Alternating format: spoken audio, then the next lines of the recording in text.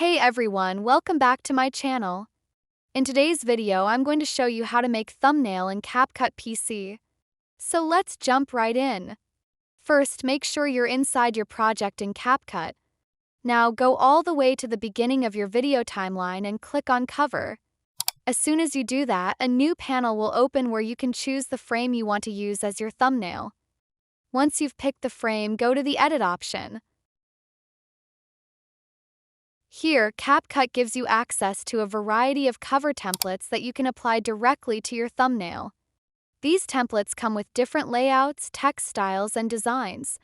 All you have to do is pick one you like, for example, something clean and minimal or something bold and eye-catching.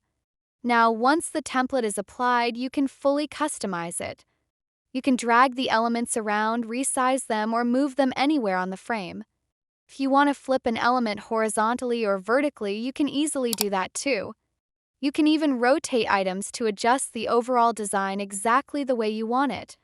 On top of that, CapCut also lets you customize fonts, change text styles, adjust colors, or even upload a different photo to use as your thumbnail background.